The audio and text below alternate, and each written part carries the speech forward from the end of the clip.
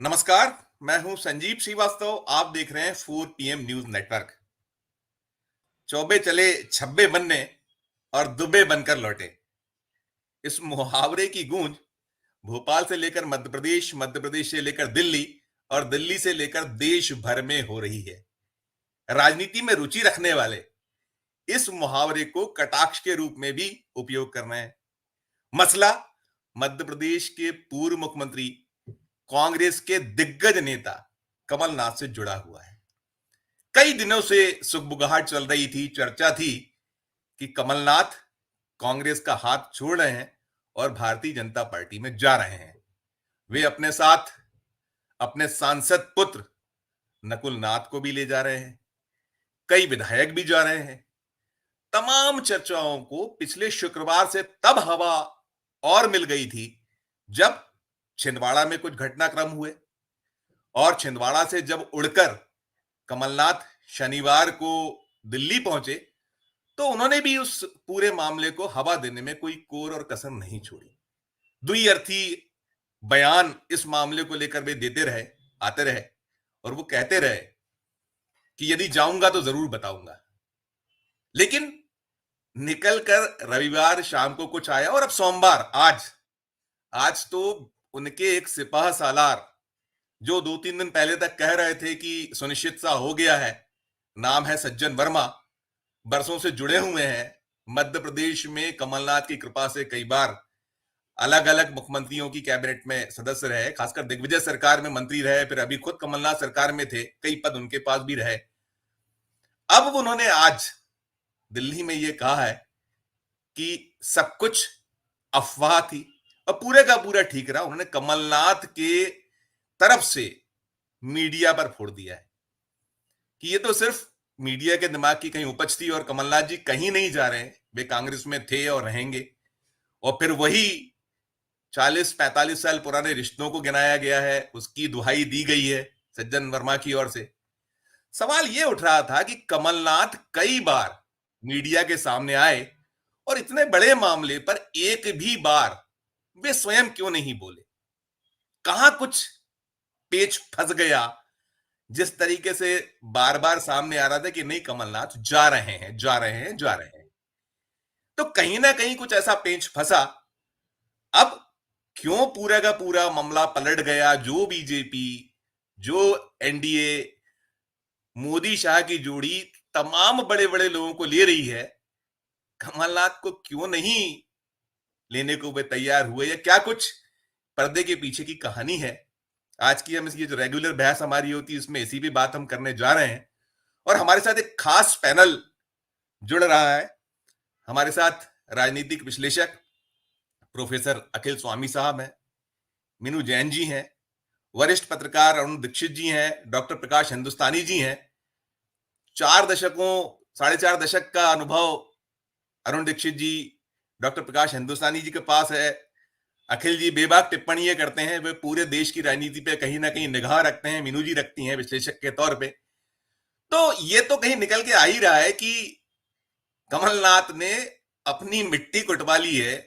क्या कुछ होगा? अभी ये यही मामला क्लोज हो गया है, डील फाइनल नहीं हुई है, कि कुछ अभी कोर कसर बची? तो हम इसी सब पे बात करेंगे और शुरुआत में करूंगा अरुण दीक्षित जी से, क्योंकि अरुण जी कमलनाथ के मित्रों में भी शुमार होते हैं। तो पहले अरुण जी आप ही बताइए कि क्या, कहां पेंच फंसा, क्या हुआ, क्या सब कुछ क्या चल रहा था? पर्दे के पीछे की जो चीजें चल रही थी वो निकल कर आ रहा था, लेकिन अंतिम दौर में कहां पेंच फंस गया? क्या सूचनाएं आपके पास अब तक क्या पहुंची है अरुण जी? पहले तो संजीव जी एक चीज साफ कर दूं कि नेता किसी का मित्र नहीं होता, और खासकर उन पत्रकारों को जिन्होंने ये भ्रम हो कि नेता मेरा मित्र है, उनमें से मैं नहीं हूं। आप बात मेरा खूब करते परिचय हैं, खबरें नहीं, खूब मेरा देते हैं। मेरा परिचय सबसे है। मेरा परिचय सबसे है, सभी दलों में। मेरी किसी से दुश्मनी नहीं है, लेकिन दोस्ती भी नहीं है। और हम लोग जिस मिट्टी के हैं उसमें दोस्ती का मतलब बड़ा खास होता है, आज जैसा नहीं है। तो जो बात कर रहे थे वो ये है कि मुझे ऐसा लग रहा है, मैं कमलनाथ जी को 1990 से जानता हूँ। नवभारत टाइम्स की नौकरी में दिल्ली में मुलाकात हुई थी, मध्य प्रदेश आए 30 साल में और ज्यादा कई बार बात होती है, और पिछले 3 दिन में उनसे 3 बार बात हुई है। उनके मुंह से वो बातें सब सुनी है, लेकिन वो इस तरह से था कि हर बार वो सफाई दे रहे थे। असल चीज ये है कि मुझे ये समझ नहीं आ रहा कि वो कौन से दोस्त हैं कमलनाथ के जिन्होंने उन्हें इतनी बुरी स्थिति में ले जाके पटक दिया है। फजीयत इससे ज्यादा उनकी इस जिंदगी में वो 97 का जब चुनाव हारे थे लोकसभा का सुंदरलाल पटवा से, तब भी नहीं हुई थी। और एक चीज और समझिए कि बीजेपी में इस वक्त क्या चल रहा है।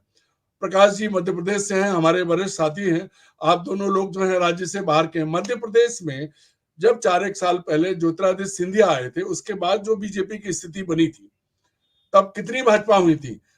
भाजपा, महाराज भाजपा, नाराज भाजपा, शिवराज भाजपा। तो इस तरह की स्थिति मध्य प्रदेश में जो है, मध्य प्रदेश बीजेपी का जिसको कहते हैं नर्सरी है, यहाँ संघ और बीजेपी की इतनी गहरी जमीन है कि वहां यहाँ बिहार जैसे प्रयोग की गुंजाइश नहीं है, ना कर्नाटक, छत्तीसगढ़ या आप महाराष्ट्र ले लीजिए या राजस्थान ले लीजिए, कोई राज्य में जो प्रयोग है वो मध्य प्रदेश में इतनी आसानी से नहीं हो सकता। पार्टी के भीतर वो कुछ भी कर सकते हैं, मोहन यादव मुख्यमंत्री हैं, लेकिन बाहर से लाके तो कमलनाथ को ये सद्बुद्धि किसने दी कि उन्हें वहां जाना है, बेटे के साथ जाना है, उनके साथ चूंकि प्रकाश जी भी देख रहे हैं और वो तो पैदाइशी मध्य प्रदेश वाले हैं, मुझे ये अभी तक समझ में नहीं आया कि उनसे ये कहा किसने, और उन्होंने इस बात को लगातार सबके सामने मना नहीं किया तो हाँ भी नहीं किया तो मना भी नहीं किया। जो आज उनकी सफाई देने आए हैं सज्जन वर्मा, वो उनके कितने सटीक साथी हैं इसका आप इसी से अंदाजा लगा लीजिए कि जिस दिन उनकी जगह जीतू पटवारी को बनाया गया था मध्य प्रदेश कांग्रेस का अध्यक्ष, कमलनाथ दुबई में थे, मध्य प्रदेश का दिल्ली में भी नहीं थे, तब सबसे पहले बयान देने वाले थे सज्जन वर्मा की बड़ा अच्छा हुआ, युवा नेतृत्व को आगे लाना चाहिए, फैसला पहले हो जाना चाहिए था। 3-4 दिन पहले इन्हीं सज्जन वर्मा ने, जो पिछला विधानसभा चुनाव बुरी तरह हारे हैं, इन्होंने कहा था नहीं नहीं करीब करीब सब तय है। ये बात कमलनाथ जी ने भी अपने लोगों से कही थी, करीब करीब सब तय है, और इसीलिए वो बीच में अपनी छिंदवाड़ा यात्रा 5 दिन के लिए छिंदवाड़ा गए थे, वहां पहुंचे। पर मुझे जो लगता है एक और चीज इसमें आई, कैलाश विजयवर्गीय जो मध्य प्रदेश के सबसे पुराने और आज की तारीख में वरिष्ठ नेता हैं, वो देश भर में अमित शाह के करीबी है, तो पूरे देश में, हरियाणा में भी सक्रिय रहे, बंगाल में भी है, वो एक बात कह रहे थे कि हमारे दरवाजे कमलनाथ के लिए बंद है। उन्होंने 4 दिन पहले कहा, फिर अगले दिन कहा, जब भी मीडिया जाता एक ही बात वो कहते। कल भी उन्होंने ये बात कही। उन्होंने अरुण जी ये भी कहा था बासी फल कौन लेगा, ये भी एक उनका था। नहीं, उन्होंने कल ये भी कहा था कि हमारे मध्य प्रदेश के दरवाजे बंद हैं, लेकिन दिल्ली कुछ भी करे। अच्छा, इस बीच पूर्व लोकसभा अध्यक्ष सुमित्रा ताई ने क्या कहा था कि वो श्री राम बोले आ जाए। प्रदेश बीजेपी अध्यक्ष का बयान भी किस तरह का था वो आपने देखा। अकेले कैलाश विजयवर्गीय ये कह रहे थे कि नहीं लेंगे। तो मुझे ऐसा लग रहा है कि कमलनाथ को उनके मित्रों ने या उनके सलाहकारों ने ले जाके, देखिए एक बार एक और चीज इसमें बीच में आती है कि वो उस उद्योगपति के मित्र हैं जिसको लेकर के मोदी जी पर राहुल गांधी ने हमला किया और मोदी जी उसको नहीं छोड़ रहे हैं, वो कमलनाथ का भी मित्र है। हो, कमलनाथ मानते हैं कि वो उनके मित्र हैं। तो अगर वो मित्र मध्यस्थता कर रहे होते तो ऐसी दुर्गति नहीं होती, क्योंकि जब ये तय नहीं है कि मुझे आपने अपने शो में बुलाया और मैं अपनी तैयारी करके बैठा हुआ हूँ, सबको बता रहा हूँ मैं जा रहा हूँ, तो ये जो हुआ है इसमें कहीं ना कहीं एक सुनियोजित षड्यंत्र के तहत कमलनाथ को नीचा दिखाने की कोशिश हुई, और कमलनाथ और उनके सलाहकार, खुद कमलनाथ 50 साल से ज्यादा का अनुभव है, वो नहीं समझ पाए और वो इस गड्ढे में फंसे और आज गिरे दिख रहे हैं। बिल्कुल गिरे दिख रहे। प्रकाश जी कैसे देखिएगा ये जो हुआ है, क्या कमलनाथ से कोई इतनी, उनके पास इतना दीर्घ अनुभव है, वो सब चीजें जानते हैं, उन्होंने देखा है।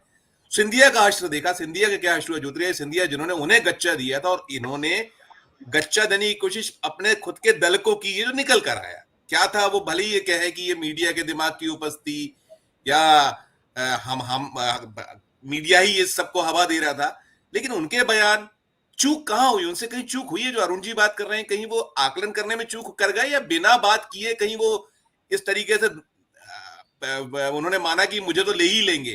क्या लगता है आपको इसके पीछे, और अभी क्या राजनीति पीछे और क्या बची हुई है इसमें?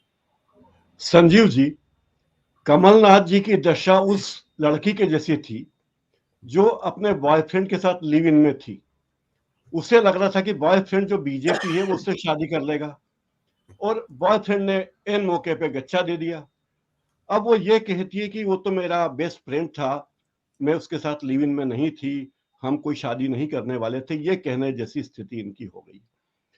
दरअसल कमलनाथ जो हैं वो एक आउटडेटेड चेक हो गए हैं कांग्रेस के लिए। उनकी कोई जगह कांग्रेस में नहीं है और उनकी कोई जगह उस बीजेपी में क्यों होगी, सोचने वाली बात है। जो बीजेपी 75 साल से बड़े कई नेताओं को किनारे पर कर चुकी है, उन्हें उम्मीद थी कि अडानी, जो उस मामले में अभी अरुण जी ने बताया कि एक बीच में मीडिया माध्यम बन रहे थे अडानी ग्रुप के कुछ लोग, गौतम अडानी खुद नहीं थे। पिछले दिनों इंदौर में एक कार्यक्रम हुआ, उस कार्यक्रम में अडानी ग्रुप के 4 लोग आए, उसमें कमलनाथ आए, उसमें कमलनाथ के खासम खास एक व्यक्ति रहे जो कांग्रेस के सचिव रहे हैं, स्वप्निल कोठारी वो थे। और ये तैयारी की गई कि कमलनाथ जी को वहां पे स्थापित कर दिया जाए नकुल नाथ के साथ। ये कहा जाए कि बीजेपी जो 29 में से 29 सीटें लाने की कोशिश कर रही है, अगर नकुल नाथ आ जाते हैं तो बड़ी अच्छी बात होगी। लेकिन बात ये हुई कि बॉयफ्रेंड ने बेवफाई कर दी।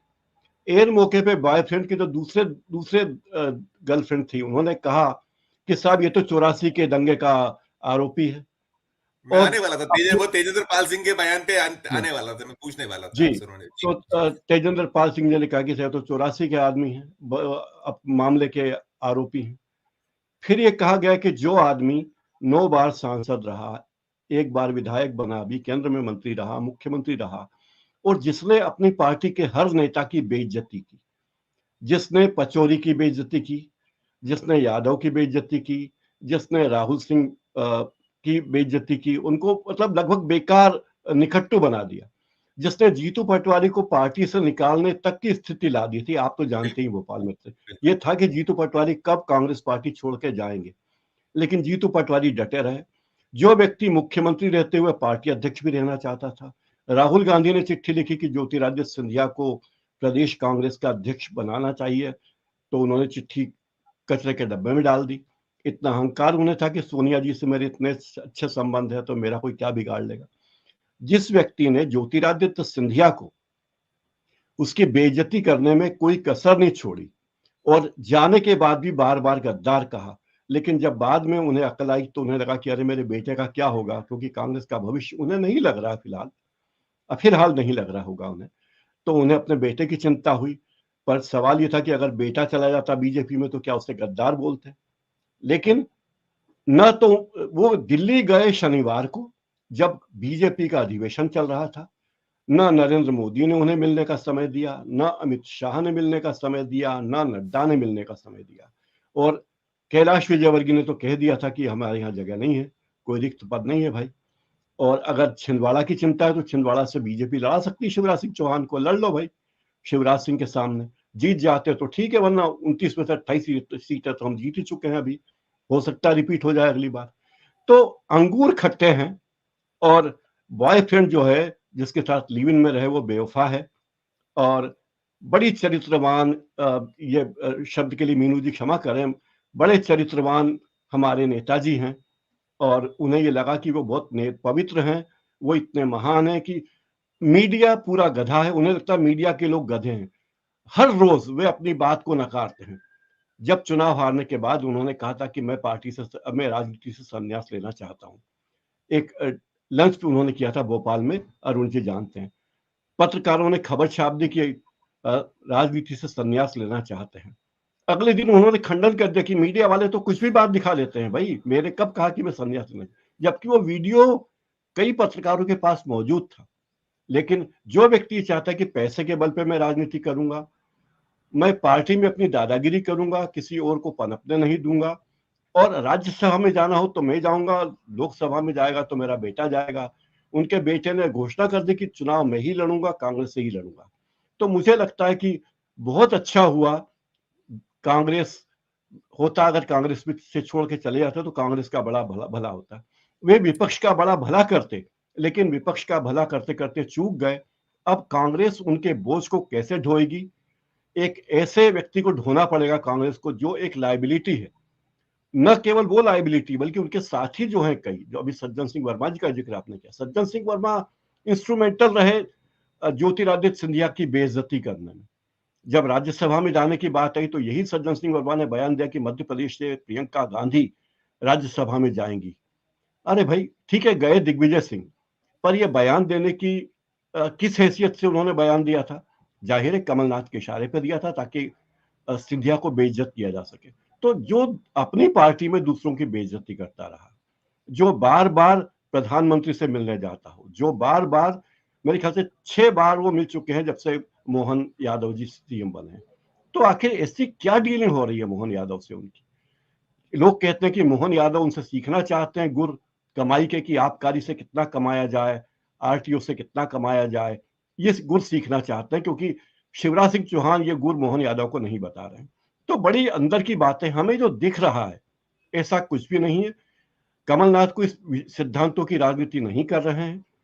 वो लगभग 8 साल से मध्य प्रदेश आए हैं केंद्र से, और 8 साल से फन फैलाकर, मैं फन फैलाकर कांग्रेस में बैठे हुए। वो किसी को आने नहीं देते, कोई आना चाहता है, कोई कार्य करना चाहता है तो पुकारते हैं। और उन्होंने न केवल सिंधिया को कांग्रेस छोड़ने पर मजबूर किया, बल्कि 2023 में कांग्रेस की संभावित सरकार का भी खात्मा किया और मध्य प्रदेश में कांग्रेस को पतन के गर्त में ला दिया। मुझे लगता है कि जितनी हास्यास्पद स्थिति उनकी हो गई कमलनाथ की, जो इज्जत उन्होंने पिछले 40-45 सालों में कमाई होगी, वो सारी इज्जत मिट्टी में मिल गई है। और उनकी एकमात्र महत्वाकांक्षा अब यह है कि उनका बेटा नकुलनाथ कैसे भी पार्टी में बहुत स्थापित हो जाए। इसके अलावा उनकी कोई इच्छा नहीं है। वो जानते कि बीजेपी में 75 पार वालों की क्या हैसियत होती है। जो बीजेपी शिवराज सिंह चौहान को 166 सीटें लाने पर भी भाव नहीं दे रही है, वो एक ऐसे हरल्ले नेता को क्यों तवज्जो देगी? इतनी सी बात उनकी समझ में नहीं आई।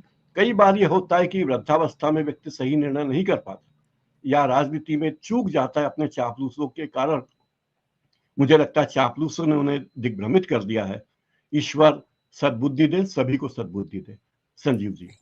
ईश्वर सभी को सद्बुद्धि। अखिल सर, ये क्या दुबे जी हो गए हैं?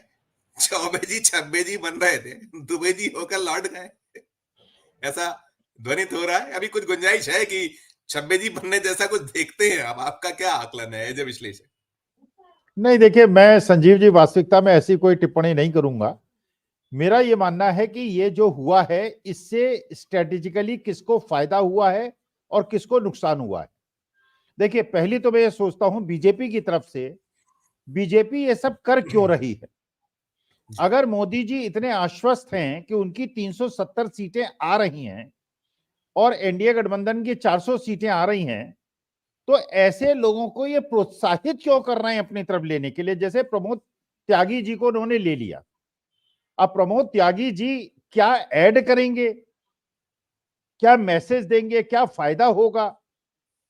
अब जैसे महाराष्ट्र के अंदर आपने लोगों को ले लिया और उनको राज्यसभा भेज दिया। जो बीजेपी के अंदर 40-40 साल से लोग संघर्ष कर रहे हैं, आपने उनका रास्ता अवरुद्ध कर दिया। तो अगर आप इतने आश्वस्त हैं कि आप जीत रहे हैं, तो इस प्रकार की जो गोदी मीडिया है, जो कि आपने कहा कि पूंजीपतियों की जो गोदी मीडिया के चैनल्स हैं, वो इस चीज को प्रचारित करके आखिर क्या उद्देश्य की प्राप्ति करना चाहते थे? अच्छा, दूसरा, कांग्रेस का तो फायदा हो गया। देखिए, कांग्रेस हमेशा से ये कहा जाता रहा कि कांग्रेस जो है युवा नेतृत्व को सामने क्यों नहीं करती है। अच्छा, अब जो 3 लोग हैं वहां पर, चाहे कटारे साहब हों या सिंघार हों या जीतू पटवारी हों, तीनों यंग हैं, अलग अलग समुदाय से आते हैं। और सिंघार साहब तो खैर आदिवासी नेता हैं और चुनाव जीते हैं, जीतू पटवारी भी युवा नेता हैं, संघर्षशील नेता हैं। तो कांग्रेस का तो पर्पस सर्व हो गया ना भाई। कांग्रेस युवा पीढ़ी को नेतृत्व देना चाहती थी, दे दी। अच्छा, अब परेशानी क्या थी? एक तो दिग्विजय सिंह की, ये सोच सकते थे दिग्विजय सिंह कहीं नाराज ना हो जाएं, कमलनाथ ना नाराज हो जाएं। दिग्विजय सिंह ने अपने चारित्रिक परिचय दे दिया, उन्होंने दिखा दिया कि वो कांग्रेस के प्रति समर्पित हैं और आखिर तक कांग्रेस के साथ रहेंगे। दिग्विजय सिंह की प्रतिष्ठा बढ़ गई। कमलनाथ ने जो किया, या कमलनाथ को गोदी मीडिया ने किस प्रकार से प्रोत्साहित करके तो एक प्रश्न चिन्ह उठा दिया बीजेपी की स्ट्रेटेजी पर, और कांग्रेस को इससे फायदा हो गया। क्योंकि देखिए, ये प्रश्न चिन्ह तो आज की तारीख में, देखिए, किसी भी प्रबुद्ध आदमी आप बात कीजिए जो राजनीतिक विश्लेषण करता है, वो ये सोचता है कि अगर बीजेपी इतनी इसका मतलब ये है, जो कहा गया कि आंतरिक सर्वे ये कहता है कि बीजेपी 200 सीटें नहीं जीत रही। और जो हम लोग भी आंकलन करते हैं, जो भी विश्लेषण करते हैं कि बिहार के अंदर नीतीश कुमार को लेकर एक स्ट्रेटेजिक ब्लंडर कर दिया है बीजेपी ने और अपनी सीटों को कम कर दिया है। अब आरजेडी के पास तो बहुत अच्छा रास्ता है, जो 17 सीटें देनी थी, कांग्रेस को भी खुश कर सकते हैं, सीपीआई और सीपीआई-एमएल और सीपीएम को भी खुश कर सकते हैं और 4-6 सीटें देकर जो बाकी छोटी-छोटी जातीय दल हैं उनको भी अपनी तरफ कर सकते हैं। बिहार में अपनी सीटें कम करा दी। आपने महाराष्ट्र में उसी प्रकार, अब जैसे वहां पे अजीत पवार ने एक नया दांव खेला है, आपको पता ही होगा, मुसलमानों के बारे में जो उन्होंने कहा। अब सवाल यह है, करो तो मुश्किल, ना करो तो मुश्किल। तो अजीत पवार अगर शरद पवार के पास वापस चले गए और आपको सीटें कम करनी है 30, तेलंगाना में, कर्नाटका में, आंध्र प्रदेश में, बाकी जगह आपकी 20-25 सीटें कम हो रही हैं। उड़ीसा में देखिए जो लेटेस्ट सर्वेज आ रहे हैं उसके अनुसार जो वहां पे बीजेडी और बीजेपी के बीच में संघर्ष था वो बीजेडी और कांग्रेस की तरफ हो रहा है। आसाम के अंदर भी वही स्थिति हो रही है।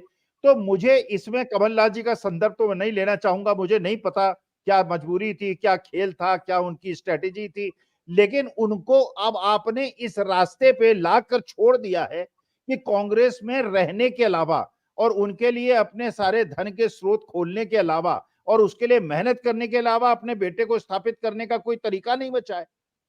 बीजेपी को नुकसान हुआ है, कांग्रेस को फायदा हुआ है। अब आप देखिए पंजाब के अंदर सुनील जाखड़ और अमरिंदर सिंह, भाई अमरिंदर सिंह तो मुख्यमंत्री थे और सुनील जाखड़ भी चाहते थे मुख्यमंत्री बने। आज के तारीख पंजाब के अंदर किसान जो है दोनों के घरों के सामने धरना दिए बैठे हैं। अब ये कोई भी मूर्ख आदमी सोचेगा, लेकिन चलिए मैं मूर्ख किसी को क्यों कहूं, बड़े बड़े पुराने राजनीतिक पृष्ठभूमि के लोग हैं जो पंजाब को जानते हैं, वो बीजेपी के साथ जाएं। अकाली दल ने बात समझ ली कि अगर बीजेपी के साथ जाएंगे तो पंजाब में जो पिछली बार 3 सीटें मिली थी वो एक भी सीट नहीं मिलेगी, तो अकाली दल ने साथ छोड़ दिया। अच्छा, बीएसपी ने देखा अकाली दल के साथ जाएंगे तो हमारा नुकसान होगा, उन्होंने भी अकाली दल का साथ छोड़ दिया। लेकिन इस चीजों को हम लोग डिस्कस नहीं करते। तो आज के तारीख में पंजाब की 13 सीटें आम आदमी पार्टी और कांग्रेस में बराबर बटेंगी। 5 सीटें जो पहले बीजेपी को और अकाली दल को मिली थी वो कम होने की संभावना है। दिल्ली के अंदर भी समझौता होने की संभावना पूरी हो गई है आम आदमी पार्टी और कांग्रेस की। 7 सीटें मिली थी उसमें भी 3-4 सीटें कम होने की संभावना है। तो जहां आप 30 सीट्स के थिन मार्जिन पे बैठे हुए हैं, वहां इस प्रकार की मिस कैलकुलेशन कमलनाथ कर दें समझ में आता है। बीजेपी क्यों मिस कैलकुलेशन कर रही है ये बात मुझे समझ में नहीं आती, क्योंकि मैं स्ट्रेटेजिक मैनेजमेंट का प्रोफेसर हूं, तो मैंने स्ट्रेटेजिक मैनेजमेंट के परिप्रेक्ष्य में मुझे आज नहीं समझ में आ रहा है कि बीजेपी की रणनीति क्या है। अपने तपे तपाए नेताओं को नाराज करके कांग्रेस के नेताओं को मुख्यमंत्री बनाना, उनको राज्यसभा भेजना और अपने लोगों को नाराज करना, ये बात मुझे, जैसे आपने देखा माला पहनाई गई, राजनाथ सिंह ने भी गर्दन घुसाने की कोशिश की और उसके बाद उन्होंने अपने गर्दन विचारों को वापस। अब ये राजपूत आदमी, उत्तर प्रदेश के ठाकुर लोग वैसे ही बड़ा अपना आन बान शान पे बिलीव करते हैं। अब ये ठाकुर साहब का अपमान हो गया। चलिए वो जो नड्डा साहब है, चेहरे पे नजर आ रहा था उनके, वो अवसाद दिख रहा था जब माला उनको हटाना भी दिख रहा था बहुत साफ साफ। अच्छा, वो नड्डा साहब है, चलिए वो तो बिना हिमाचल मूछ के प्रदेश के ठाकुर हैं वो। ब्राह्मण हैं। बिना मूछ के ठाकुर हैं, कई बार झेल चुके हैं अपमान, उनको आदत है। नहीं, वो तो चलिए, हम लोग ब्राह्मण लोग तो देखिए मान अपमान क्या झेलेंगे, हम लोग शक्तिहीन लोग हैं। लेकिन राजपूतों पे तो उनकी आन बान शान और मूछों की शान, अब उन्हीं की गर्दन बाहर कर दी गई। तो अपने नेताओं को नाराज कर रहे हो। गडकरी साहब बेचारे, उन्होंने कोशिश नहीं की, वो 2 कदम दूर खड़े हुए थे। तो अब इस प्रकार का अपमान अपने नेताओं का और दूसरे नेताओं को मजबूर करके हवा उड़ा के और दोबारा उनकी पार्टी में भेज देना, मुझे बीजेपी की स्ट्रेटेजी समझ में नहीं आ रही। बिल्कुल बीजेपी के मेरे जी क्या कहिएगा जो अखिल सर व्यक्त कर रहे हैं कि अंदेशा, इसमें नुकसान क्या बीजेपी, ठीक है तात्कालिक लाभ हो रहा है, कहीं दिखता है कि चलिए आज जो हवा बयार बह रही है ठीक है, लेकिन ये बिल्कुल सही है कि तपे मंजे नेतागण जिन्होंने 4-4, 5-5 दशक से किला लड़ाते आए, उन्हीं के सिर पर लाकर बैठा दिया जाए उनको जिनसे वो लड़ते आए। तो कहीं क्या ये दूरगामी अगर उसमें देखा जाए तो बीजेपी अपना कोई बड़ा नुकसान कर रही है, ऐसा ही माना जाए जो अखिल जी कह रहे हैं? आपका क्या इसमें आकलन है, क्या कहिएगा? ठीक है जो कमलनाथ के साथ हुआ है जो कुछ वो अपनी जगह है, कैसे इसको देखते हैं आप? माइक अनम्यूट कर लीजिए, माइक अनम्यूट करिए। जी देखिए, नुकसान जो है किसी दल का तो हो रहा होगा, बीजेपी का भी हो रहा है, कांग्रेस का भी हो रहा है, लेकिन इस देश का जो लोकतंत्र है उसकी जड़ों में फफूंद लगाई जा रही है, दीमक लगाई जा रही है, लग चुकी है और बड़ी तेजी से बढ़ रही है। और उसमें बीजेपी सबसे बड़ा रोल अदा कर रही है। उसमें आप देख ही रहे हैं कि किस तरीके से संस्थाओं का नाजायज दुरुपयोग किया जा रहा है। और ये एक नया जो एमएलए खरीदना, ऑपरेशन लोटस जैसी चीजें करना, वो एक दूसरा एक व्याधि है ये। और ये मेरा मानना तो ऐसा है, देखिए इसका आप कहेंगे कि आप इलाज बता रही हैं, पहले मैं तो ये कहती हूँ कि जो भी नेता बदलना चाहे, दल बदल कानून में संशोधन किया जाए और पब्लिक के पास राइट टू रिकॉल हो। अभी 2 महीने हुए हैं इलेक्शन हुए हुए। पब्लिक ने जो कांग्रेस के एमएलए चुने वो इसलिए नहीं चुने थे कि आप बीजेपी में चले जाएं, उन्होंने कांग्रेस की विचारधारा को वोट दिया था। कमलनाथ कौन होते हैं उनको ले जाने वाले? और देखिए मेरा मानना ऐसा है कि बीजेपी का ये वो तो मीनू जी ये कह रहे हैं कि जब मीडिया के दिमाग की उपज, ऐसा कुछ था ही नहीं, ये तो सब मीडिया ने किया है। वो तो हम लोग के सिर्फ ठीकरा फोड़ रहे हैं, मीडिया के सिर्फ फोड़ा जा रहा है। वो तो नहीं बाद में तो इससे कह पहले दिया सिंधिया जाता ने है। किया वही सब, इससे जी। पहले सिंधिया कर चुके हैं। मीनू जी सही कह रही हो, सिंधिया कर चुके हैं। जी देखिए, उसमें आप जो बीजेपी का आकलन था कि जो आदमी 50 वर्ष से इस देश की राजनीति में सक्रिय है और एक पार्टी की राजनीति में कद्दावर नेता रहा है और अभी भी है, तो वो कम से कम 40-50 एमएलए तो लेके आएगा। उनके हिसाब से तो ये हो सकता है ये भी हो कि पूरी पार्टी मर्ज हो जाए। लेकिन मुझे ऐसा लगता है कि जो एमएलएज हैं उसमें शायद कमलनाथ अपनी ताकत ज्यादा आंक गए, उतने एमएलए नहीं जुटा पाए वो, और उनको एंट्री नहीं मिली। क्योंकि वहां आप देखिए ऑलरेडी ज्योतिरादित्य सिंधिया है जो उनके बेटे नायर हैं, क्या वहां भी तो लड़ाई होगी बीजेपी को, वो भी तो साधना है। तो ऐसे कितने लोग यहां से जाएंगे कांग्रेस से जो कि वहां जाके ना लड़े? तो जो यहां आप इनकी कमलनाथ जी की बात पे आ जाइए, इसमें एक कारण तो यही है कि मेरा मानना ऐसा है कि ये वो नहीं कर पाए, एमएलए का पूरा हिसाब नहीं बैठ पाया। अदरवाइज तो क्या कारण है इतने दिन तक हल्ला गुल्ला मचा रहा और कमलनाथ शांत बैठे रहे, चुप बैठे रहे? ये कोई राजनीति नहीं है, ये राजनीतिक परिपक्वता ही नहीं है। और मैं ये कहूंगी, मुझे तो अब शक हो रहा है कि शायद कांग्रेस में थे जब तक होता है ना कि भाई दुकान बड़ी है तो लोग डरते हैं उस दुकान का और विश्वास भी करते हैं। तो बस वही था कि दुकान बड़ी थी, अंदर दर्शन छोटे थे, और जब उनको इंडिपेंडेंटली डिसीजन लेने का मौका आया तो फेल हुए। और वो फेल पहले भी हुए, इलेक्शन में भी हुए फेल। उन्होंने, आपको ध्यान होगा, कांग्रेस के जो मीडिया मैन, वो इलेक्शन मैनेजर है कानूगोलू, उनको वापस भेज दिया था क्योंकि उसने रिकमेंडेशन दी थी कि आधे से ज्यादा एमएलए की टिकट बदले जाने चाहिए, दूसरे लोगों को दिया जाए टिकट। इन्होंने उसको भगा दिया वहां से कि हमें जरूरत नहीं है और हम खुद ही मैनेज कर लेंगे। फिर जो आपने देख ही लिया बागेश्वर धाम के जरिए किस तरह मैनेज किया इन्होंने इलेक्शन। तो ये जो कमलनाथ जी जो कर रहे हैं, और इसमें सबसे बड़ी गलती वो क्या कर रहे हैं, देखिए वो बिजनेस बैरन है, वो एक बहुत बड़े उद्योगपति हैं। उन्होंने उद्योगपति और राजनीति का घालमेल गलत तरीके से कर दिया है। अगर उनको अपने बेटे को एस्टैब्लिश करना है तो आप अडानी बनिए ना मध्य प्रदेश के। जरूरी आ रहा है कि अपने बेटे को राजनीति में उतारे, जब ही आप क्लाउड, अपना प्रभाव जमाएंगे। वो सोच रहे हैं कि अगर नकुल नाथ राजनीति में आएगा तभी मैं मध्य प्रदेश की राजनीति में मेरा प्रभाव रहेगा। आप इतने बड़े 80 से ज्यादा इंडस्ट्रीज बताते हैं उनकी हैं, तो आप वहां मध्य प्रदेश की क्या, इंडिया के अडानी बन जाइए आप।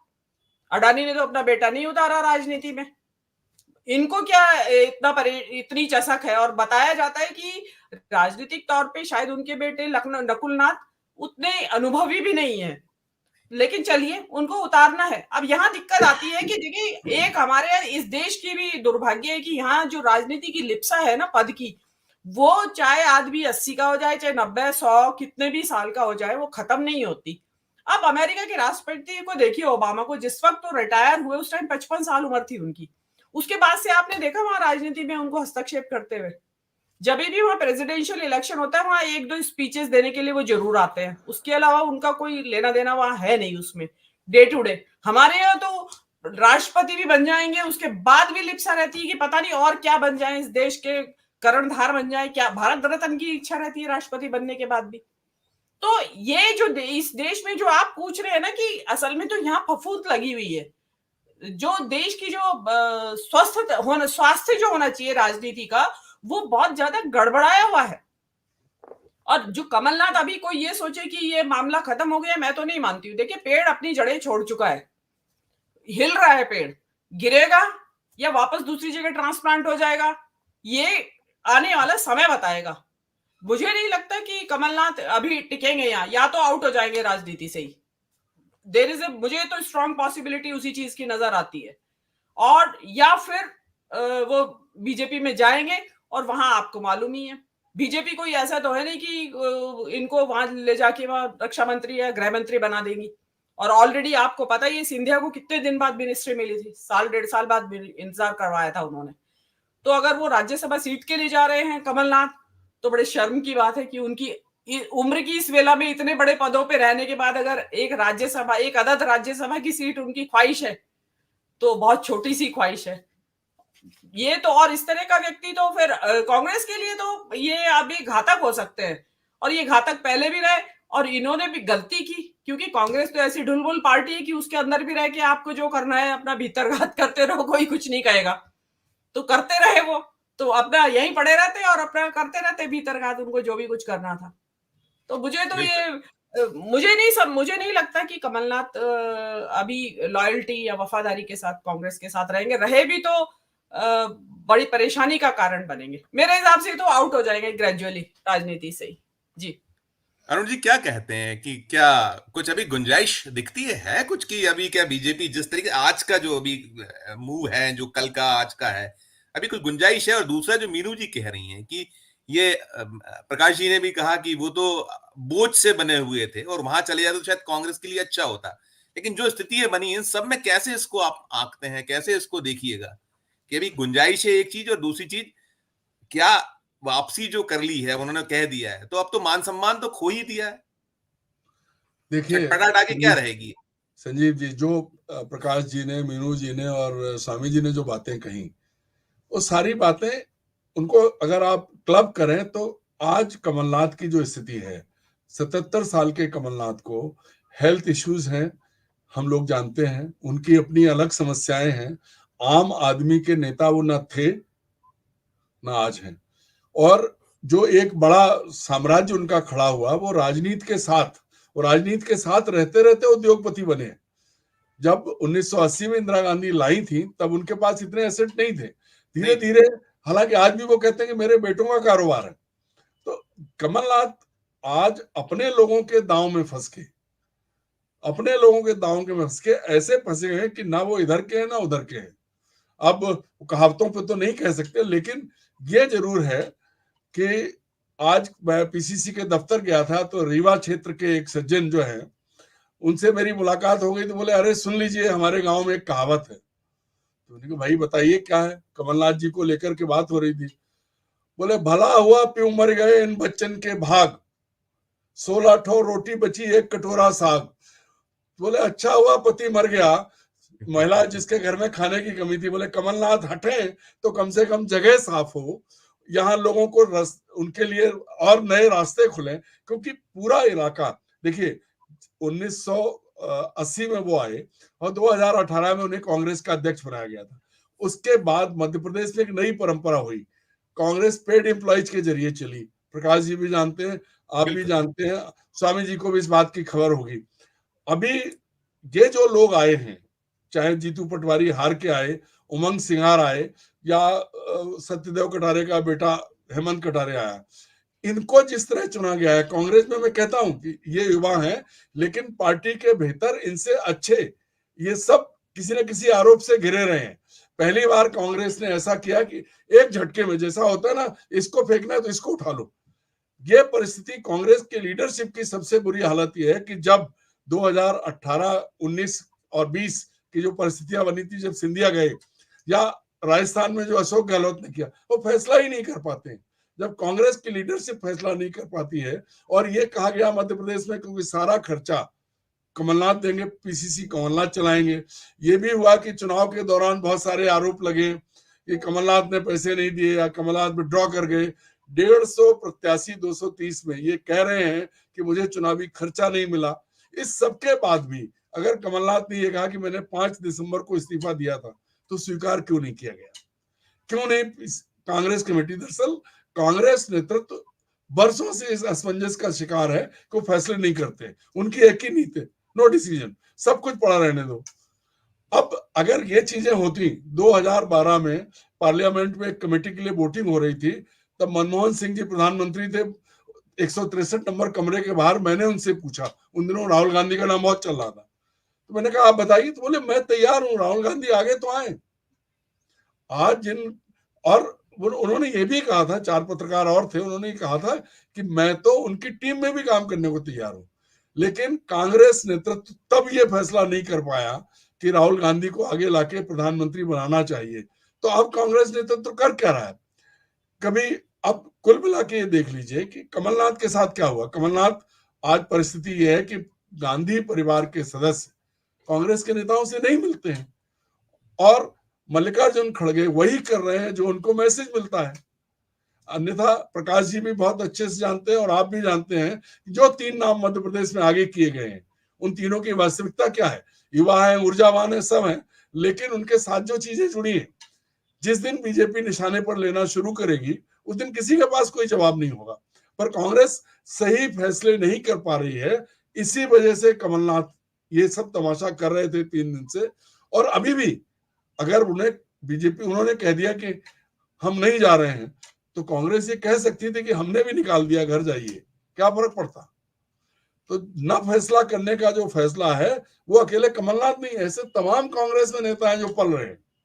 हाँ, दिग्विजय सिंह ने जरूर फायदा उठा लिया, उन्होंने पहले प्रवोक किया नहीं जाएंगे नहीं जाएंगे, और उसके बाद फिर कह रहे नहीं जाएंगे, और वो शांतिपूर्वक बैठे हुए हैं।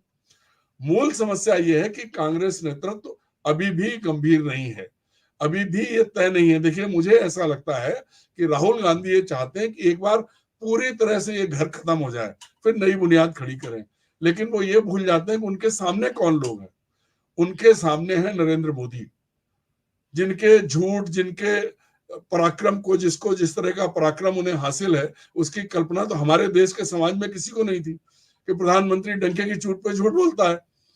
पूरी बातें वो करता है जो आमतौर पर लोगों को पता है, बोल रहे हैं झूठ। 600 करोड़ लोगों के प्रतिनिधि भी बन जाते हैं, कई चीजें हैं।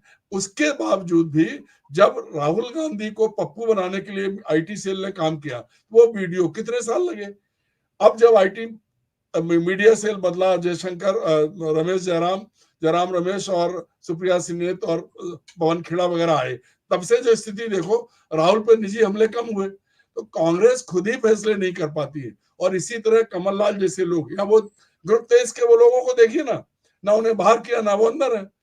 अभी पंजाब से आ रही थी कि तिवारी भी जाने वाले हैं। तो कांग्रेस फैसला करे, कांग्रेस ये तय करे कि हमें ये करना है, तो कमलनाथ जैसे लोगों की जगह अपने आप खत्म हो जाएगी। अप्रासंगिक हो चुके हैं और हो जाएंगे। लेकिन मुझे ऐसा लगता है कि कांग्रेस का नेतृत्व या तो सीधी जिम्मेदारी, कौन सा डर है, राहुल गांधी सब कंट्रोल भी करना चाहते हैं और आगे भी नहीं आना चाहते। प्रियंका गांधी को कांग्रेस आने नहीं दे रही है आगे, फिर चलाएगा कौन? खड़गे जी, जिनकी कोई सुनता नहीं है, वो सिर्फ मैसेंजर, जैसे जेपी नड्डा मैसेंजर है वैसे मल्लिकार्जुन खड़गे मैसेंजर है, कोई फर्क नहीं पड़ता है। पर वहां यह है कि नरेंद्र मोदी और अमित शाह हैं, यहाँ कौन है? यहाँ ना तो सोनिया जी बोल रही है, ना प्रियंका को बोलने दिया जा रहा है, ना राहुल कुछ कर रहे हैं, बाकी कांग्रेस कहाँ है? और इसी वजह से कमलनाथ जैसे लोग कांग्रेस को इस ऐसी एम्बैरेसिंग पोजीशन में खड़ा कर रहे हैं। आज कौन क्या बोलेगा? अब मीडिया ने चला दिया, गोदी मीडिया ने, क्योंकि राहुल गांधी के कहने पे रुके हैं। किसको पता है, कौन जानता है? वही पूछने वाला थे, किसने क्या, राहुल गांधी का फोन आया था, ये कहा गया है, तो किसने, कौन पूछेगा? क्रॉस चेक कैसे होगा राहुल गांधी का फोन? नहीं संजीव जी, वही कह रहा हूं कि इतने दिन से तमाशा चल रहा था, तो कांग्रेस को एक बार इस पर बात करनी चाहिए थी, स्पष्ट करना चाहिए था, लेकिन नहीं किया, और इसका फायदा ले रहे हैं। भाई मीडिया आज किसके साथ है? आज मीडिया सरकार के साथ है। कहीं भी कुछ भी करेंगे, पूरा मतलब जो खरीद लिया, जो नहीं खरीदा जा चुका है, वो भी उनके आगे है। हमारे आपके जैसे लोग बात कर रहे हैं, लोग हमें देख रहे हैं, हमारी बात सुन रहे हैं, लेकिन जो मैटर करते हैं, जो शोर मचा रहे हैं, वो कमलनाथ को भेज चुके थे। रात को ही राहुल गांधी से बात हो गई, सवेरे चले जाएंगे। अब जब हम अपनी बात कह रहे हैं, हम इसकी जवाबदेही तो लें, मीडिया इसके लिए तो है नहीं, और कांग्रेस में कोई बोलेगा नहीं। पर कमलनाथ के लिए जरूर है कि कमलनाथ ने, पहले गांव में कहावत थी कि कुल्हाड़ी पे पांव मारा, इन्होंने चलती हुई आरी पे पांव रखा है, और इसका खामियाजा सिर्फ उन्हें नहीं, उनके बेटे को भी भुगतना पड़ेगा। वो कह चुके हैं कि मैं व्यवसायी नहीं हूं। हम मान लेते हैं, कारोबार उनके बेटे करते हैं, पर राजनीति भी तो कर रहे थे। हमने और आपने देखा कि बेटे में वो स्पार्क नहीं है जो माधवराव सिंधिया के बेटे में था, जो दिग्विजय सिंह के बेटे में है, बिल्कुल। वो कमलनाथ के बेटे में नहीं है। तो कमलनाथ, मुझे लगता है कि कमलनाथ सच में, जैसे एक बढ़ती उम्र के बाद जो होता है ना, स्मृति दोष और चीजें भूलना कई बार हो जाता है, तो उसमें शिकार हो गए, जैसे मुलायम सिंह हो गए थे और पूरा घर बर्बाद कर गए जाने से पहले। तो वही स्थिति कमलनाथ की है कि उन्होंने ये जो 3-4 दिन का ड्रामा करके अपना ही नहीं, अपने बेटे का भी नुकसान कर लिया है। अपने बेटे का भी नुकसान। प्रकाश साहब, ये जो पहले भी उठा था, अभी अरुण जी भी कह रहे हैं कि दिग्विजय सिंह प्रोवोक करते दिखे, जैसा अरुण जी ने अभी अपनी बातचीत में कहा। जब माधव ज्योतिरादित्य सिंधिया गए थे तब भी ये बात निकल कर आई थी, ब्लेम हुआ था कि यदि कमलनाथ ने तो कहा है सड़क पे उतरना है, उतर जाइए, उनको प्रोवोक किया कहीं दिग्विजय सिंह ने। तो अभी जो मौजूदा सब पूरा चला जो घटनाक्रम 2-3 दिन का, और दिग्विजय सिंह जो दावा करते हैं, मैं अभी रात में बात हुई है, अभी दिन में बात हुई है, और उन्होंने जो ईडी सीबीआई आईटी से नहीं डरते हैं कमलनाथ, इसे कैसे देखते हैं? इसके पीछे क्या आपको दिखता है, इनकी क्या वो रही होगी इस पर? दिग्विजय सिंह। संजीव जी, आप बहुत अच्छी तरह जानते हैं कि दिग्विजय सिंह ने मध्य प्रदेश में 15 साल राज किया, 10 साल मुख्यमंत्री के तौर पर और 5 साल प्रदेश कांग्रेस के अध्यक्ष के तौर पर, जब देश में कांग्रेस की तूती बोलती थी। लेकिन कई लोगों को ये लगता, कई लोगों का कहना है कि दिग्विजय सिंह ने सुपारी ली हुई है बीजेपी की तरफ से, जो हरकतें वो करते रहे हैं। जैसे एक उनकी प्रमुख हरकत रही ज्योतिरादित्य सिंधिया को रवाना करने में, ज्योतिरादित्य सिंधिया को कांग्रेस छोड़ने के लिए मजबूर करने में उनकी अहम भूमिका रही, क्योंकि दिग्विजय सिंह जी के और कमलनाथ जी के दोनों के हित एक समान थे, दोनों को अपने बेटों के रोजगार की व्यवस्था करनी थी। अब सैद्धांतिक बातें तो हम बहुत कर सकते हैं कि मोदी जी हैं इसके पीछे, बीजेपी इसके, पर हम यहाँ कमलनाथ के चक्कर में मोदी की बात क्यों करें? हम कमलनाथ की ही बात करें और मोदी को क्यों दोष दें? वो तो अपना जो भी कर रहा है, उसका धंधा है, राजनीति कर रहा है वो आदमी। आप भी तो राजनीति कर रहे हो, आपको इतनी सी बात समझ में नहीं आ रही है कि आप कर क्या रहे हो और कांग्रेस पार्टी का संगठन क्या कर रहा है। आप देखिए, मनीष तिवारी के बारे में अफवाह फैली, उन्होंने तत्काल खंडन कर दिया कि मैं नहीं जा रहा। अरे भाई, माननीय कमलनाथ जी एक ट्वीट कर देते कि मेरे बारे में जो अफवाहें गलत है, 2 लाइन लिखनी थी, और कहां उनको खुद लिखनी थी? उनके इतने सारे टीम के लोग हैं, कोई लिख देता उनके नाम पे, जिनको उन्होंने अपना पासवर्ड दे रखा कि मैं नहीं जा रहा हूं, लेकिन वो भ्रम बनाए रखे। उन्होंने लगातार भ्रम का मजा लिया कि देखिए मुझे लेने के लिए शायद नरेंद्र मोदी सामने आएंगे, अमित शाह हार फूल लेके आएंगे, केसरिया दुशाला लेके आएंगे। फिर उन्होंने अपने बंगले पे के हनुमान जी वाला केसरिया झंडा लगा दिया, फिर झंडा उतार लिया और फिर झंडा लगा दिया। अरे आप देश के लोगों को क्या बेवकूफ समझते हैं? क्या आप मीडिया को बेवकूफ समझते हैं? ठीक है, देश में मीडिया गोदी मीडिया है, लेकिन इतना बिका हुआ, इतना गधा तो नहीं है जितना वो समझ रहे हैं। आप ये बताइए कि आखिर, और कांग्रेस संगठन के बारे में अरुण दीक्षित जी ने जो कहा 100% सही है, मैं उनकी एक एक बात से सहमत। एक आदमी, आपके यहाँ का भूतपूर्व मुख्यमंत्री, 9 बार का सांसद, पार्टी छोड़ के जाने की बात कर रहा है, आप एक सवाल नहीं पूछ सकते उससे और बोल देते कि जा रहे हो तो तत्काल चले जाओ, तो हम निकाल देंगे, निकाल देते।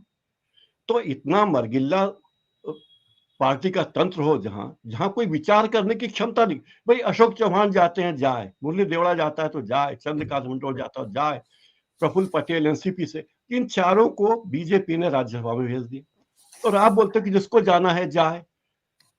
अशोक चौहान गए तो जाए, हम किसी की परवाह नहीं करते। G23 जाए, नाराज है तो रहे। अरे आप भंडारा कर रहे हो क्या कि जिसको खाना है आ जाए भंडारे में, जिसको नहीं खाना ना खाए?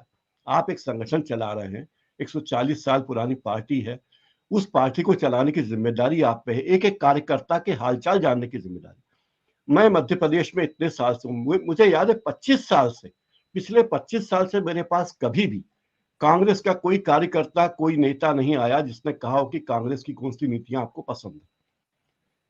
और आप कह रहे हो कि हमारी सरकार रही 10 साल और फिर 1.5 साल रही और ये गद्दार। अरे भाई, आप ये देखो कि सामने वाले लोग लोगों से किस तरह जुड़े हुए, आपका जनता से कोई संबंध नहीं। राहुल गांधी जी पदयात्रा, न्याय यात्रा कर रहे हैं, इसके पहले पदयात्रा की। अरे आप खुल के बोलिए कि हमारा लक्ष्य नरेंद्र मोदी को सत्ता से हटाना, ये देश का भला नहीं कर रहे। क्यों नहीं बोलते आप? आपका इरादा तो वही है कि नरेंद्र मोदी सत्ता से हटे, यही चाहते हो ना, तो बोलते क्यों नहीं? बोलो कि हाँ, नरेंद्र मोदी को सत्ता से। भाई, जयप्रकाश नारायण ने जब कहा सिंहासन खाली करो कि जनता आती है, और इंदिरा गांधी के खिलाफ पूरा देश एक हो गया। दिल्ली में अन्ना हजारे जैसा नेता सामने आया। अन्ना हजारे जयप्रकाश की तुलना में बहुत छोटे व्यक्ति, उनके कद के नहीं है, छोटा तो नहीं, उनके कद के नहीं है, लेकिन पूरे देश में माहौल बना, आम आदमी पार्टी बनी, आम आदमी पार्टी ने 2 राज्यों की सरकार बनी। तो खुल के कहने में क्या डर है, कहो। और ये जो फिलॉसफी चलती है कि नहीं साहब, पार्टी की इंटरनल सर्वे में बताया गया कि बीजेपी की सरकार नहीं बनने के, अरे मध्य प्रदेश में भी आरएसएस वालों ने सर्वे किया था कि मध्य प्रदेश में बीजेपी की सरकार आज की तारीख में नहीं बन रही। ये एक चेतावनी होती है आरएसएस वालों की। तो उनकी योजनाओं को समझे। आप संगठन चला रहे हैं, संगठन चलाने के लिए एक बहुत कुशल मैनेजमेंट की जरूरत होती है और हर लेवल पे मैनेजमेंट होता है। प्रोफेसर अखिल स्वामी तो साहब तो मैनेजमेंट के ही प्रोफेसर हैं।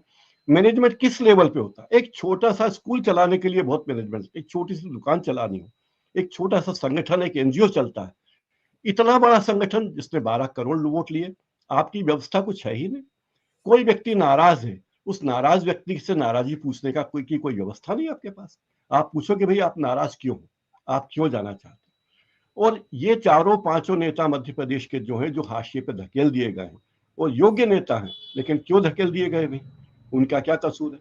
यही जीतू पटवारिया बोल रहे मेरा मान सम्मान स्वाभिमान की बात है। क्यों भाई? क्या सिंधिया का मान सम्मान स्वाभिमान नहीं था? क्या राहुल सिंह का मान सम्मान स्वाभिमान नहीं था?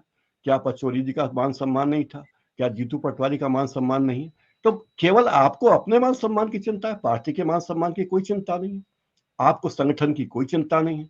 आपका यही था कि सिंधिया गद्दार है, सिंधिया गद्दार है, आपने 1000 बार कहा, लेकिन जब आप पे ये बात आई कि आप भी गद्दारी करने वाले, तो आप एक बार आके बोलते कि मैं सिंधिया की तरह गद्दार हूं क्या? बोल देते आके। नहीं बोला, क्योंकि आप लिव इन में थे।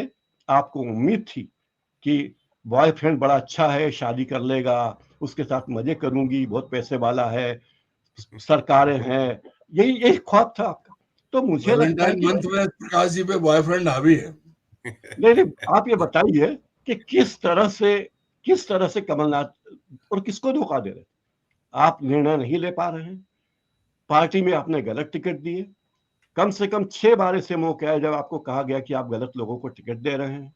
इंदौर जिले में ही 9 में से 9 सीटें बीजेपी जीत गई। 2 उम्मीदवार ऐसे थे जो बहुत अच्छी स्थिति में थे, लेकिन आपने उनको टिकट नहीं दिया। आपने अपने हाथ में सारी चीजें रखी, पार्टी संगठन को अपने जेब में रखा, अपने चमचों को आगे लाने की कोशिश की, और ये पूरी कोशिश की कि पूरे मध्य प्रदेश में कोई दूसरा कांग्रेस का नेता आगे ना आ पाए। आगे आए तो केवल मैं आऊं, और मेरी उम्र के मेरे हम सफर दिग्विजय सिंह आगे आए, क्योंकि ज्योतिरादित्य सिंधिया युवा थे, बुद्धिमान थे। अभी वो 25 साल अगर सब सलामत रहा तो 25 साल राजनीति कर सकते हैं, ये दोनों नेता नहीं कर सकते। तो सैद्धांतिक बातें बहुत अच्छी लगती हैं कि साहब ये देखिए विचारों के लिए, अच्छा सिद्धांत की बात भी नहीं कर पाए। वो ये कहते थे कि मैं कांग्रेस की विचारधारा से प्रेरित हूँ, मैं कांग्रेस को छोड़ के नहीं जाऊंगा, मैं गांधी नेहरू की कांग्रेस नहीं छोड़ूंगा।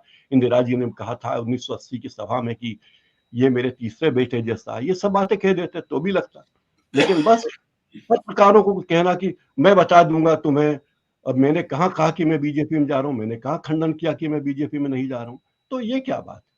आप इतने बड़े पदों पे रहे हैं, आप एक बयान नहीं दे सकते? आप एक अपने बारे में, हम ये नहीं कहते कि आप राहुल गांधी के बारे में बयान दीजिए, आप अपने बारे में तो बताइए कि मैं जाऊंगा या नहीं जाऊंगा, ये नहीं बता सकते। और जितनी गलती पार्टी संगठन की है, मतलब पार्टी संगठन है कि मजाक बन गया मुझे लगता है। एक नेता यात्रा कर रहा है, लाखों की भीड़ उमड़ रही, आप उसे चुनाव में वोट क्यों नहीं कहते कि हमें वोट चाहिए, हम तो वोट के लिए कर रहे हैं? क्या गलत है? वोट मांगना कोई गुनाह है? वोट मांगना अपराध है? आईपीसी की धारा में जेल भेज दिया जाएगा कोई कहेगा कि मुझे वोट चाहिए? तो कहना चाहिए कि भाई हमारा उद्देश्य राजनीति नहीं है, चुनावी राजनीति करना चाहते हैं। हम चाहते हैं कि बीजेपी की सरकार हटे, विचार वाले लोग आए, समता वाले लोग आए, न्याय हो लोगों के साथ, इसलिए हमें राजनीति में। और राजनीति में कामयाबी का पैमाना क्या? आपकी रैली में 10 लाख लोग आए और आप चुनाव हार जाए तो क्या मतलब? राजनीति में कामयाबी का पैमाना ये कि आपने कितनी सीटें जीती, आपको कितने वोट मिले पिछले चुनाव में, ये पैमाना है। तो बाकी चीजें, मैं बहुत शरीफ आदमी हूँ, लेकिन मेरे एक बैंक खाते में साहब 10 रुपए जमा नहीं है, तो मेरी शराफत में संपन्न थोड़ी हूँ। मैं कहूँ मैं बहुत शरीफ आदमी हूँ, तो मैं शरीफ हूँ पर मेरे पास पैसे नहीं है, तो मैं शरीफ रह लूँ और पैसे वाला दोनों हो जाऊं, इसकी कोशिश करनी चाहिए। कामयाबी अपनी जगह है, जब आप लोकतंत्र की व्यवस्था में है, संवैधानिक व्यवस्था में तो चुनाव एक महत्वपूर्ण चीज है और चुनाव को पूरी गंभीरता से लड़ा जाना चाहिए। और इस बात को कांग्रेस संगठन भी समझे। और ऐसे जो लोग गद्दार मैं शुद्ध कह रहा हूं, जब आप सिंधिया को गद्दार कहते थे, तो जो लोग गद्दारी का ख्याल भी करते हैं या गद्दारी करने की सोचते हैं, उनको रास्ता बता देना चाहिए कि भाई हमें अब आपकी जरूरत नहीं है, और आप जो बिगाड़ना चाहे पार्टी का बिगाड़ लीजिए, क्योंकि आपके पास ताकत है ही नहीं, आप बिगाड़ नहीं सकते। पार्टी के कारण आप हो, आपके कारण पार्टी नहीं है। कांग्रेस के कारण कमलनाथ है, कमलनाथ के कारण कांग्रेस नहीं है। ये बात उनको बता देना चाहिए कि भाई आप पार्टी के कारण। बिल्कुल बिल्कुल बिल्कुल। अखिल सर देखिए, राहुल गांधी तो सतत प्रयास कर रहे हैं, आपने कहा भी, मतलब वो बाकी पैनलिस्ट भी कह रहे हैं, वो सतत प्रयासों में हैं। लेकिन ये ऐसे लोग, चाहे वो कमलनाथ हो या और भी लोग जो दगाबाज, इनकी पहचान क्यों नहीं हो पाती, वक्त पे क्यों नहीं, इनको रास्ता क्यों दिखाने की हिम्मत नहीं हो पा रही? ऐसे इसे कैसे देखते हैं? होना चाहिए, नहीं लिए जा सकते, कड़े फैसले नहीं हो सकते। जब एक आपका शरीर का अंग कहीं सड़ने लगे तो काट के फेंकने में क्या हर्ज है? अखिल सर देखिए संजीव जी, कहना बहुत आसान है, और जो आदमी कठिन परिस्थितियों में संघर्ष कर रहा है उसकी परिस्थिति को समझना बहुत, हम हिंदुस्तानियों की, माफ कीजिएगा, क्षमा कीजिएगा, अगर सचिन तेंदुलकर जब बैटिंग करता था और 150 किलोमीटर पर आवर पर उसकी स्पीड की बॉल आती थी और सन्न से निकलती थी कि सिर फूट जाए, हम लोग जिनको क्रिकेट की ABCD नहीं आती वो बताते थे कि सचिन तेंदुलकर ऐसे नहीं, ऐसे बैट चलाना चाहिए था। देखिए, मैनेजमेंट की 3 स्टाइल्स हैं, एक है बी गुड अप्रोच, एक है बी स्ट्रॉन्ग अप्रोच, और एक है इम्प्लिसिट बार्गेनिंग अप्रोच। ये एडमिनिस्ट्रेशन की 3 स्टाइल्स हैं। पंडित जवाहरलाल नेहरू ने और अटल बिहारी वाजपेयी ने और बाकी लोगों ने बी गुड अप्रोच अपनाया था। आप अपने मातहत लोगों से बड़े अच्छा व्यवहार करते हैं, पिता तुल्य व्यवहार करते हैं, जो चाहता है उसको दे देते हैं, वो बड़े खुश रहते हैं। इस व्यवस्था के भी कुछ हानि है, कुछ लाभ हैं। अच्छा, बी स्ट्रॉन्ग अप्रोच में आप ऑटोक्रेटिक लीडर बनते हैं। ऑटोक्रेटिक लीडरशिप के भी कुछ फायदे हैं, कुछ नुकसान है, जो लीडरशिप आज चल रही है। आज हम उसका गुणगान कर रहे हैं, उस ऑटोक्रेटिक लीडरशिप की, क्योंकि आज वो ताकत में है।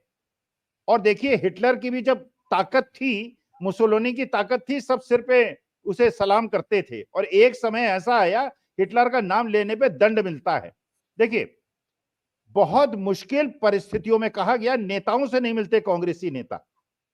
आप ये सोचिए, जब आपको ये महसूस हो गया हो कि अगली तरफ इतना दमनकारी शासन है, शरद पवार भी अपने लोगों को रोक नहीं पाए, उद्धव ठाकरे जिनका बाला साहब ठाकरे की विरासत थी वो रोक नहीं पाए। असली मुद्दा यह है, जब आपको पता है कि आपकी पार्टी के अंदर दगाबाज बैठे हैं, जनता से सीधे संपर्क करने के अलावा राहुल गांधी के पास क्या विकल्प है और क्या विकल्प? मैं अखिल सर, मैं राहुल जी तो बिल्कुल ठीक कर रहे हैं। मैं ऐसे लोग जो अपने ही पाले में गोल मारने पर आमाद हो, या पास अपने विरोधी टीमों को पास दे रहे हो उस बॉल का, हॉकी की बात करें, क्रिकेट में हम कहें कि आप जब उस पे खड़े हैं बाउंड्री पर, गेंद छोड़ दें, चौका पड़वा दें, आप कैच छोड़ दें, ऐसे हालातों में क्या करे वो जो कैप्टन है? उसको कैप्टन की बात है, उसको नहीं करना चाहिए। ऐसे लोगों को टीम से बाहर करिए। देखिए संजीव जी, किसके बारे में देखिए, जो आज तेलंगाना के चीफ मिनिस्टर हैं, ये बीजेपी में थे, ये आरएसएस में थे, ये जेल गए थे, और आज कांग्रेस के बहुत बेहतरीन मुख्यमंत्री हैं। देखिए, आदमी की पहचान दुनिया में सबसे मुश्किल अगर कोई चीज है तो आदमी को पहचानना। जैसे हमारे यहाँ कहते हैं ह्यूमन रिलेशंस में, फैक्ट्री से एसेट्स बाहर नहीं जाते, मशीन और दीवारें बाहर नहीं जाती, आदमी बाहर जाता है। और आपको ये भरोसा नहीं होता ये आदमी कल लौट के आएगा कि नहीं आएगा। जो आदमी का दिमाग है, इसको पढ़ना सबसे मुश्किल साइंस है। और राहुल गांधी ने इस बात को समझा कि इन पे किसी पे भरोसा नहीं किया जा सकता। अमरिंदर सिंह, सुनील जाखड़, आरपीएन सिंह, भाई ये सारे लोग 40-40, 50-50 साल से, मतलब आप अपेक्षा नहीं कर सकते कि यह आदमी छोड़ सकता है, वो छोड़ देता है। और एक छोटी सी देवड़ा साहब, तो मुश्किल क्या है ऐसे समय में? केवल एक विकल्प आपके पास है, और जिस विकल्प का फायदा उठ रहा है, ऐसा नहीं उसका फायदा नहीं मिला।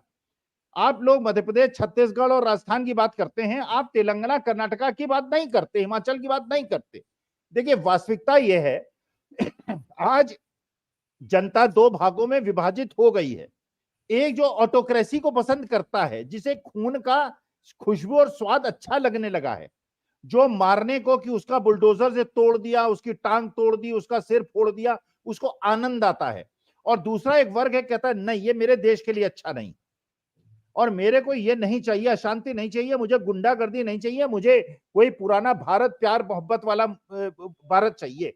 ऐसे समय में जब कोई भी आपकी पीठ में छुरा भोंकने के लिए तैयार हो, जनता से सीधा संपर्क करना और ऐसे बेगैरत लोगों के संपर्क में रहना और उनसे मुलाकात करना। अब कहिए हेमंत विश्व शर्मा को बिस्किट नहीं खिलाया, कुत्ते को खिला दिया, तो क्या गलत किया राहुल गांधी ने? भाई देखिए, असली मुद्दा यह है जब आदमी का बुरा समय आता है ना, सब उसकी आलोचना करने लगते हैं, और जब उसका अच्छा समय आता है उसकी सब वो करने। आपने सुना ही होगा अर्जुन के बारे में, जब वो लेके चले थे, कृष्ण ने कहा कि गोपियों को लेके जाओ और द्वारिका से ले जाओ और वृंदावन ले जाओ, रास्ते में भिलनियों ने राजस्थान की लूट लिया, अर्जुन वही गांडीव बाण था। अरे देखिए, समय हो तो बलवान, ये समय है और ये समय चक्र बदलेगा। समय चक्र 2004 में भी बदला था, 1977 में बदला था, 1980 में भी बदला था। और जिस प्रकार का ये किसानों का आंदोलन हो रहा है, ईवीएम का आंदोलन हो रहा है, 22 तारीख को ईवीएम के बारे में जिस प्रकार लाखों का जमघट लगने वाला है, ये एक्सपोज कर रहे हैं। क्योंकि जब आप बी स्ट्रॉन्ग अप्रोच में होते हैं, आप एक डिसेंट को स्वीकार नहीं कर पाते। आज आपने हरियाणा पुलिस ने पंजाब की सीमाओं के अंदर घुस के वहां पे, और आप पंजाब के अंदर कहीं भी बीजेपी की जमानत जब बच जाए तो मेरे नाम ले लीजिएगा।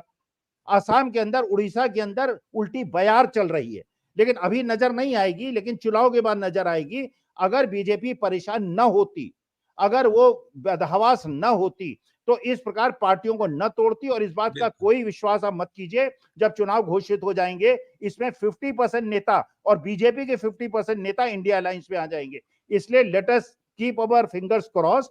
अभी बहुत ज्यादा क्रिटिसाइज किसी को न किया जाए, समय परिवर्तन ले रहा है, और इसी प्रकार का परिवर्तन 1977 में किसी ने कल्पना नहीं की थी क्या होगा, 80 में भी कल्पना नहीं की थी। तो अभी अपने घोड़े जो है उनको बांध में रखिए, अस्तबल में रखिए, बहुत पानी बहेगा और समय बदलेगा। जब बदलेगा तो यहीं भी हमको आके फिर डिबेट करनी पड़ेगी।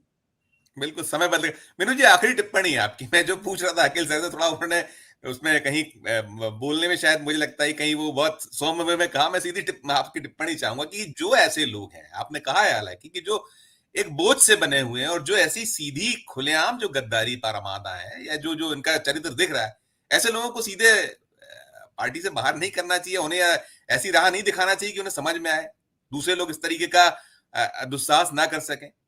मीनू जी अनम्यूट कर लीजिए। जहां तक मेरी जानकारी है, राहुल गांधी और सोनिया गांधी के बीच में यही कॉन्फ्लिक्ट है और यही कॉन्फ्लिक्ट रहा पिछले 10 साल से। सोनिया गांधी, कमलनाथ हो या इनके जैसे जो भी सीनियर मोस्ट लीडर्स हैं, जो जिन्हें G23 कहा जाता है, वो हमेशा इस पक्ष में रहे कि इनको अकोमोडेट किया जाए, और राहुल गांधी इस पक्ष में रहे कि नहीं, बाहर किया जाए।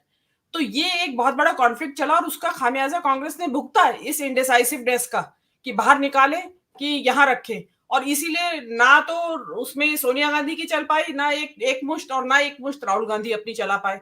मुझे ऐसा लगता है कि इस वक्त राहुल गांधी अपनी चला रहे हैं और चल रही है उनकी, क्योंकि because of Fehling health of Sonia Gandhi. तो शायद उनको लगता है कि अब देखी जाएगी, जो होगा, जो किया जाए वो हो जाए। मुझे तो ऐसा लगता है कि जो राहुल गांधी की जो अप्रोच है, वो अप्रोच ज्यादा सही है। देखिए, आप जितने भी सीनियर मोस्ट लीडर्स हैं, उनकी जिम्मेदारी यही होती है कि जो परिवार में भी होते हैं, बड़ा आदमी इज्जत को ढांप के रखता है। ऐसा नहीं है कि बड़े आदमी चौराहे पे जाके बकवास करने लगते हैं घर के बारे में कि मेरे घर में ये चल रहा है। बड़े आदमी से, घर के बुजुर्गों से, वरिष्ठों से ये उम्मीद नहीं की जाती। बच्चे कर ले, नुकसान तो हो रहा है ना मीनू जी, नुकसान तो उसका नुकसान, हाँ, उसका नुकसान हो रहा है, तो उसको रोका जाना चाहिए। और देखिए, अगर आपको लगता है कि आप केवल राज्यसभा के काबिल रह गए हैं और आप नहीं करना चाहते राजनीति, तो अभी वो वक्त नहीं है कि कांग्रेस हो या कोई भी विपक्षी पार्टी हो, वो ऐसे नेताओं को अफोर्ड नहीं कर सकती कि वो जाके वहां चुपचाप बैठ जाएं राज्यसभा में, ना तो शारीरिक रूप से सक्षम हो और ना जबान से बोल सके। मैं देखती हूँ अभी भी इसमें विपक्ष की तरफ से बहुत सारे ऐसे नेता बैठे हुए हैं राज्यसभा में जो बोलने में भी सक्षम नहीं है। तो इस वक्त ऐसा नेतृत्व, नेता कहीं नहीं, किसी भी विपक्ष की पार्टी को नहीं चाहिए, उसमें बोलने वाले चाहिए जिनके, मैं तो अब ये कहती हूँ कि इस तरह के नेता चाहिए जिनका की कोई आगे पीछे वाला ये ईडी फीडी का चक्कर ही ना हो। ऐसे फक्कड़ टाइप के नेता लाए जाएं आगे, जिनको कि बिल्कुल, जिनका के ऊपर ईडी हो, सीबीआई, आईटी वगैरह कुछ छोड़े भी तो कुछ ना निकले, वहां से वापस आए। और बहुत है इस तरह के नेता जो राजनीति में आना चाहते हैं और करें राजनीति, और उसका पार्टी समर्थन करे। तो मैं तो ये मानती हूँ कि शायद कांग्रेस एक डिसाइसिव मोड पे आके खड़ी हो गई है। और जो ये जितने भी कमलनाथ समेत, अभी तो कमलनाथ गए नहीं है, इसके अलावा बताया जा रहा है कि करीब 130 ऐसे हैं जो सांसद मिला के, जो कि कांग्रेस बैकग्राउंड से कभी ना कभी जिनका मतलब रहा है। तो वो इतने ही अगर महाबली महारथी हैं तो वो सारे मिलके अपनी एक पार्टी बना लेना और दें कांग्रेस को टक्कर। वहां क्यों भाजपा की बैसाखी लिए बैठे हैं? तो ये और कमलनाथ भी अगर चाहते हैं नकुलनाथ के लिए एक पार्टी खड़ी कर दें भाई। जब वो, अगर जैसा कहा जा रहा है कि कांग्रेस को फंडिंग वो ही चला रहे थे पीसीसी, तो वो अपना पार्टी क्यों नहीं चला सकते? बेटे अपने जीते जी बेटे की पार्टी खड़ी कर जाए वहां।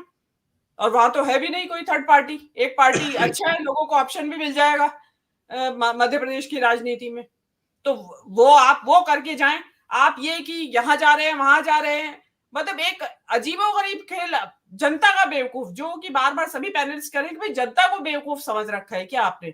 उसमें कोई भी नेता हो, उसमें मैं किसी एक नेता के बारे में नहीं कह रही हूँ, कमलनाथ तो क्योंकि चर्चा के विषय है इसलिए बात की जा रही है। अब मैं तो ये कहती हूँ, मैं तो इन सबसे हटके, मेरी तो अपनी ओपिनियन है, क्योंकि राहुल गांधी ने इस टाइम एक बहुत अलग दिशा पकड़ी हुई है। और वो दिशा ऐसा लगता है कि वास्तव में इस जो फांसीवादी ताकतें उनसे एटलीस्ट लड़ते हुए दिखाई दे रहे हैं।